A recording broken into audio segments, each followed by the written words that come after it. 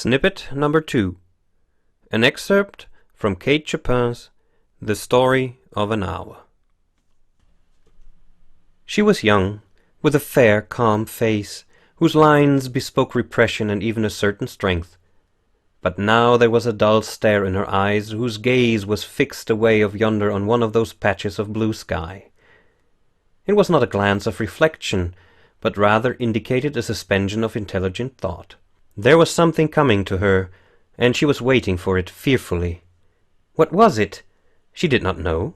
It was too subtle and elusive to name, but she felt it creeping out of the sky, reaching toward her through the sounds, the scents, the color that filled the air.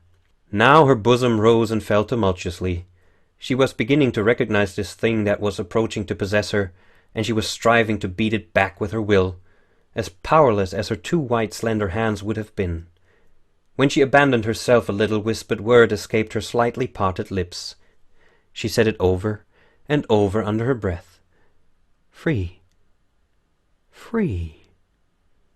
Free. The vacant stare and the look of terror that had followed it went from her eyes. They stayed keen and bright. Her pulses beat fast, and the coursing blood warmed and relaxed every inch of her body.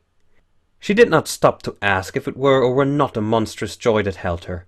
A clear and exalted perception enabled her to dismiss the suggestion as trivial. She knew that she would weep again when she saw the kind, tender hands folded in death, the face that had never looked save with love upon her, fixed and grey and dead. But she saw beyond that bitter moment a long procession of years to come that would belong to her absolutely, and she opened and spread her arms out to them in welcome. There would be no one to live for during those coming years. She would live for herself. There would be no powerful will bending hers in that blind persistence with which men and women believe they have a right to impose a private will upon a fellow creature.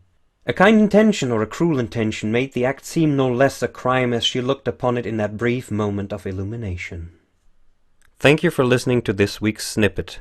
Have a great weekend, and maybe until next week.